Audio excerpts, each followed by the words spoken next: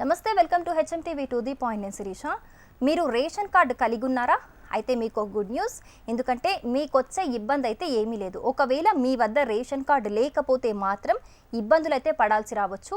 ఎందుకు అని అనుకుంటున్నారా? అయితే మీరు ఖచ్చితంగా ఈ విషయం అయితే తెలుసుకోవాల్సిందే.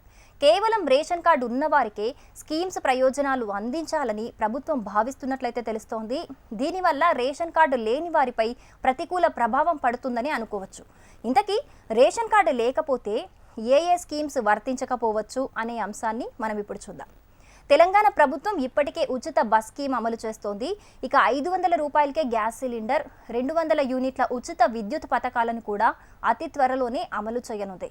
ఈ స్కీమ్స్ కింద ప్రయోజనం పొందాలని భావించేవారు ఖచ్చితంగా ఈ విషయం తెలుసుకోవాల్సిందే.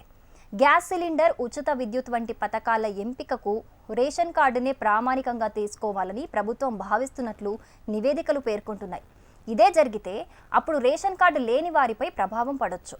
సీఎం రేవంత్ రెడ్డి సర్కార్ ప్రాథమికంగా ఈ నిర్ణయానికి వచ్చినట్లు నివేదికలైతే పేర్కొంటున్నాయి. ఈ నెలలోనే ఈ 2 పథకాలను ప్రారంభించేందుకు ప్రభుత్వం యుద్ధ ప్రాతిపదికన సన్నాహాలు చేస్తోంది. ఇకపోతే ఉచిత విద్యుత్కు సంబంధించి ఇంటి యజమాని ఆధార్, రేషన్ కార్డు, ఫోన్ నంబర్లు, ఇతర వివరాలు తీసుకోనున్నారు. అందువల్ల మీరు కూడా ఈ స్కీమ్స్ ప్రయోజనాలు పొందాలని భావిస్తే ఈ విషయాన్ని గుర్తుంచుకోవటం అయితే బెటర్. కాంగ్రెస్ ప్రభుత్వం అధికారంలోకి వచ్చిన వెంటనే 2 గ్యారంటీలను అమలు చేస్తుంది. మొత్తం 6 గ్యారంటీలు అమలు చేస్తామని ఎన్నికల వేళ కాంగ్రెస్ హామీ ఇచ్చిన విషయం మనందరికీ తెలిసిందే. దీనిలో భాగంగానే ఉచిత బస్సు ప్రయాణంతో పాటు ఆరోగ్యశ్రీ గరిష్ట పరిమితిని 5 లక్షల నుంచి 10 లక్షలకు పెంచారు. ఇప్పటికే గ్రామీణ ప్రాంతాల్లోని సర్కారు దవాఖానాల్లో పేదలకు కార్పొరేట్ వైద్య సేవలు అందుతున్నాయి. ఆరోగ్యశ్రీ పథకం ద్వారా పేదలకు మరింత వైద్య సాయం అందించాలనే ఉద్దేశంతో పరిధినైతే పెంచారు. ఇక వీటితో పాటు ఇటీవల తెలంగాణ క్యాబినెట్లో కీలక నిర్ణయాలు తీసుకున్నారు. 500 రూపాయల గ్యాస్ సిలిండర్తో పాటు 200 యూనిట్ల ఫ్రీ కరెంటుకు సైతం ఆమోదమైతే లభించింది.